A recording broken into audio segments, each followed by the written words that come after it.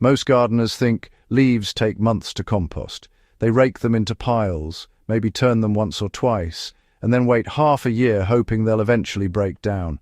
But the truth is, the leaves aren't the problem. The real mistake is that most gardeners leave out the one ingredient that actually activates decomposition. Without it, a leaf pile is basically a stack of dry carbon sitting there doing nothing. No microbial activity, no heat, and no real breakdown happening. That's why people end up with weak compost, nutrient-poor soil, and garden beds that struggle to produce strong harvests. One quick way to know whether your compost is actually alive is temperature. If a pile never heats up, microbes aren't working. That's exactly why I always keep a compost thermometer in the pile. The one I use is the Reotemp 36-inch Fahrenheit Backyard Pro Compost Thermometer with digital composting guide, because it lets me check the core temperature without tearing the pile apart. If your compost never climbs into the 130 to 150 degree Fahrenheit range, decomposition slows dramatically. And once you understand what activates that temperature spike, composting dry leaves becomes incredibly fast. The surprising part is that the solution isn't expensive compost additives or fancy equipment. It's a simple liquid that wakes up microbial life almost instantly. The real reason dry leaves take forever to compost, leaves are mostly carbon. That's great for soil structure later on, but for microbes trying to break them down, carbon alone is basically an empty calorie. Microbes need nitrogen to build proteins and multiply. Without nitrogen, they just can't grow fast enough to break down tough materials like leaf fibers.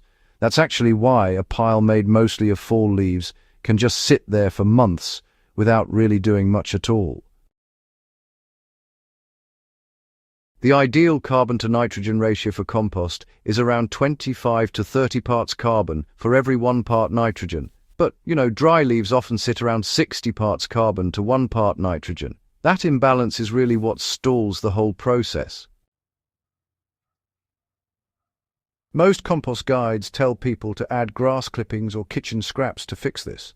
That works, but honestly, it's slow and inconsistent. There's a much faster method that serious gardeners use to kickstart the biology. The secret liquid that activates leaf compost. The fastest way to wake up a carbon-heavy compost pile is with a nitrogen-rich liquid. One of the most effective and honestly surprisingly simple sources is diluted urine. It might sound strange until you understand the chemistry. Urine contains urea, which soil microbes quickly convert into ammonia and then into plant-available nitrogen. It's basically an instantly usable nitrogen source that microbes can grab and start working with right away. When you dilute it about 10 parts water to 1 part urine and pour it evenly over a pile of dry leaves, microbial activity just explodes. Within hours, bacteria start multiplying. Within a day or two, temperatures in the pile start climbing. That's when the leaves begin to soften and collapse as microbes digest the cellulose. In one of my raised bed gardens, a completely cold pile, sitting at about 70 degrees Fahrenheit, jumped to 138 degrees within 48 hours after adding diluted nitrogen solution. That's when you know the biology is working. Moisture is the second half of the compost equation. Even with nitrogen, dry leaves won't break down if the pile stays too dry. Microbes live in thin films of water.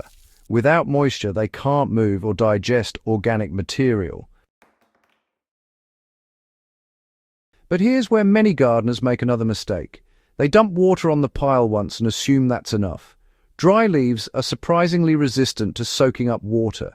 At first, the liquid just runs through them. The trick is slow saturation.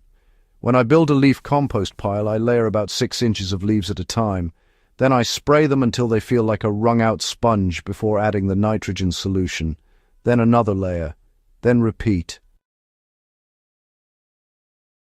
This gradual approach lets the moisture and nitrogen spread evenly through the pile so microbes can colonize every layer.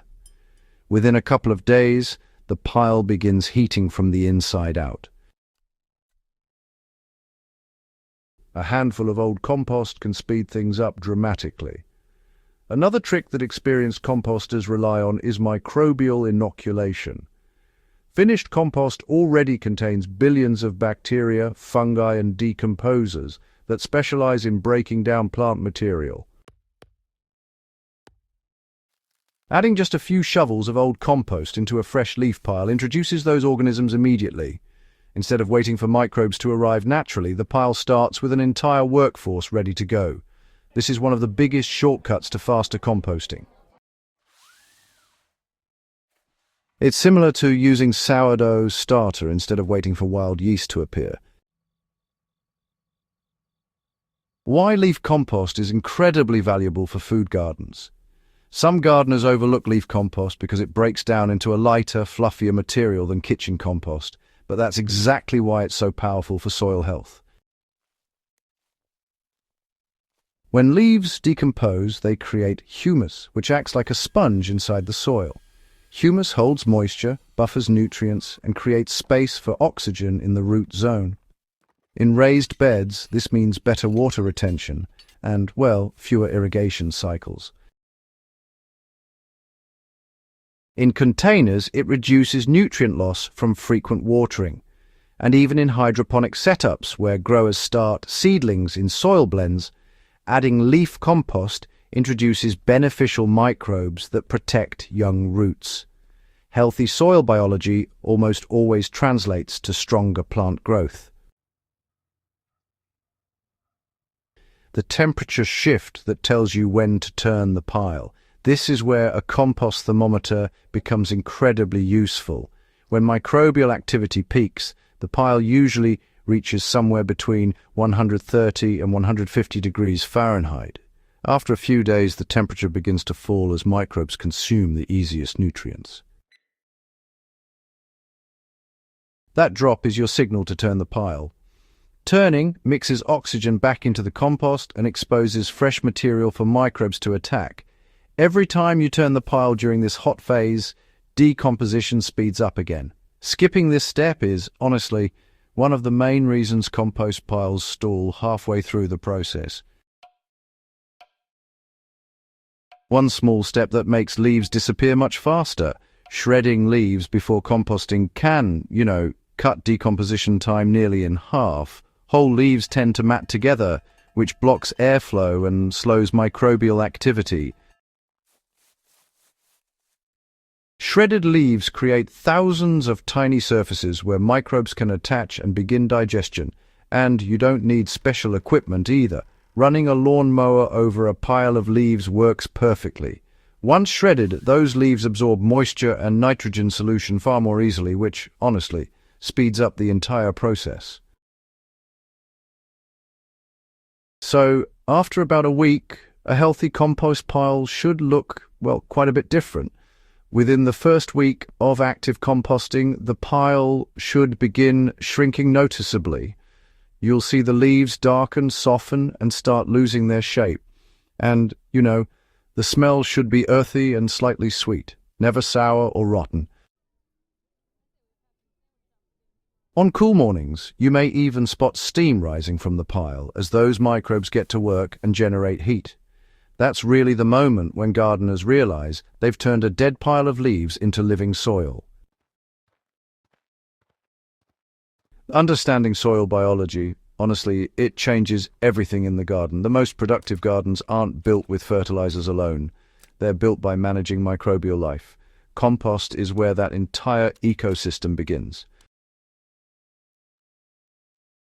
When you learn how to activate decomposition using nitrogen, moisture, oxygen, and temperature monitoring, compost stops being a slow background process. It becomes, honestly, one of the most powerful tools for building fertile soil. And once your soil biology improves, everything else in the garden improves with it. Plants grow faster, roots go deeper, harvests become more consistent. If you're serious about growing food and improving your soil year after year, this is the kind of practical gardening knowledge that, well, makes the biggest difference. If you found this helpful, subscribe to the channel because we break down real-world gardening techniques like this every week. Methods tested in backyard gardens, raised beds, and intensive growing systems. And if you know another gardener who's waiting months for their leaf compost to break down, go ahead and share this video with them. Once you understand how to activate compost properly, those piles of leaves become one of the most valuable resources in your entire garden.